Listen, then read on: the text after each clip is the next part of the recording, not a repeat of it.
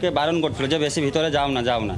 কিন্তু লোকাল লোকে যে সিকিউরিটি মতন নিতে হয় যে এই জোয়ার এটা মোহানা, এই জায়গাটা মোহানা, কখন জোয়ার হয় কখন ভাটায় জলে জলে ওরাও চিৎকার করছে, উপরে ওরাও চিৎকার করছে।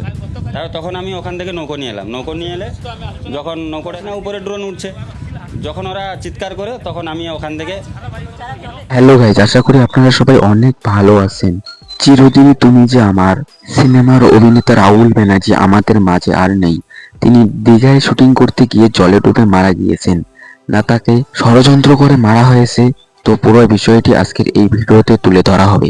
ভিডিওটি শুরু করার আগে ছোট্ট একটি রিকোয়েস্ট, যারা যারা আমার এই ইউটিউব চ্যানেলে নতুন তারা চ্যানেলটি সাবস্ক্রাইব করে একটা লাইক দিয়ে ভিডিওটি দেখা শুরু করবেন। আর যারা যারা ফেসবুক পেজ থেকে দেখছেন তারা পেজটি ফলো করে একটি লাইক দিবেন। তো এই ভাইটির মুখ থেকে শুনুন রাহুল ব্যানার্জির মৃত্যুর বিষয়ে এই ভাইটি কি বলতেছে। আমরা শুটিং চলছিল, তারপরে আমরা দেখি যখন এরকম জলে শ্যুটটা চলছিল, তারপর তখন জোয়ারটাও আস্তে আস্তে বাড়ছিল। তারপরে ওয়েদারটা একটু বিকালে একটু খারাপ ছিল, আর এখানে শুটিং চলছিল। তারপরে ওরা যারা শুটিং করছিল ওনাদেরকে বারণ করছিল যে বেশি ভিতরে যাও না যাও না। তারপর সাডেনলি ডিপটা আছে, ডিপের জন্য পাটা গেছে গেছে তারপরে ওইদিকে গিয়ে মানে ওরা সাঁতার কাটছে, আমরা বুঝতে পারছি না, উপরে ড্রোন উঠছে। যখন ওরা চিৎকার করে তখন আমি ওখান থেকে জলে জলে জলে জলে ওরাও চিৎকার করছে, উপরে ওরাও চিৎকার করছে। তারপর তখন আমি ওখান থেকে নৌকো নিয়ে এলাম। নৌকো নিয়ে এলে যখন নৌকোটা এখানে স্টে করলাম, রশ্মিটা দিয়ে ওই দিদিমণিকে রশ্মিটা দিলাম, উনি ধরেছিলেন। তারপরে ওনাকে আমি টেনে টেনে টেনে টেনে, আর তো রশ্মি নেই, একটাই রশ্মি আছে, টেনে টেনে নিয়ে গেলাম পাশে এসে। তারপর নৌকো করে আমি জেঠির কাছে ওইখানে নিয়ে গাড়িতে তুলে দিলাম, তখন উনি ভালো ছিল। তারপরে সাঁতার কেটে গিয়ে ওনাকে তুললাম। হ্যাঁ হ্যাঁ হ্যাঁ, সেন্স ছিল, তখন সেন্স ছিল একটু। এই যে নোনা জলটা একটু বেশি খেয়ে নিয়েছে।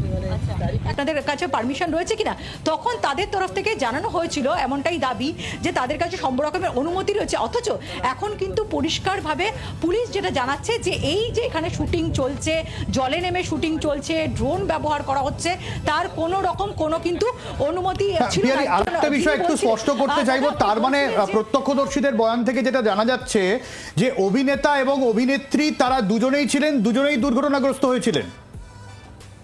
ওরা বলছিল যে আমরা পারমিশন নিয়েছি।